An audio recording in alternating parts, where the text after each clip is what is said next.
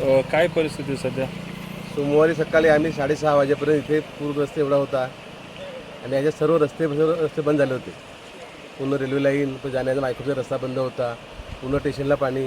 या 4 लोकांना इथे 4 लोक दीपक घरत, सुधीर भोईर ह्या दोघांच्या घरात कमरेचे पाणी गेला होता. पोलीस स्टेशनमध्ये पाणी, कलेक्टर ऑफिसमध्ये पाणी, आमच्या मेडिकलमध्ये पाणी गेला होता पूर्ण. मुळात आमच्या झांजूर डॅम आहे तिथे 5 वर्षापासून तरी डॅमडुबी चालू आहे आणि दर पावसाळ्यात तो डॅम कुठे कुठे खचतो.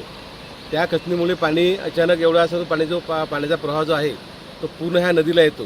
ह्या नदीकाठी जी गावं आहेत देवीपाडा, देवशेत, बंदाठे, माडशेतपाडा आहे, पठारीपाडा आहे, बाकी आणि सर्व पूर्ण जो भाग आहे आणि केलवाडीचा भाग आहे त्या भागामध्ये सर्व पाण्याने जन्मय झालं होतं आणि पूर्ण सर्व गाड्या ठप्प आणि आम्हाला सक्त म्हणजे बोरब्रिजची गरज आहे. बाकी पाण्याचा प्रवाह आहे, पाणी हा पडून जाईलच त्याला जाईल, पण ओव्हरब्रिज असतात ते लोकांचे एवढे हाल झाले असते. सरकारी यंत्रणा ते पालघरून फिरून आले, 4 फेऱ्या मॅडमने मारल्या इकडून तिकडून, काय व्यवस्था आली का? हा जर ओव्हरब्रिज असता त्या लोकांना किती सोयीचं झालं असतं.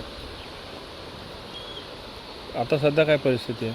आता सध्या परिस्थिती आम्ही लोकांना शाळेत आणि आपल्या अंगणवाड्या ह्या सर्व मंदिर किडे आम्ही त्या लोकांना 300 लोकांना, पूर्वीच्या लोकांना, झांजरली बंदाठे लोकांना सर्व जेवणाची व्यवस्था करून आम्ही त्या लोकांना सुरक्षित ठेवण्यात आले आहे.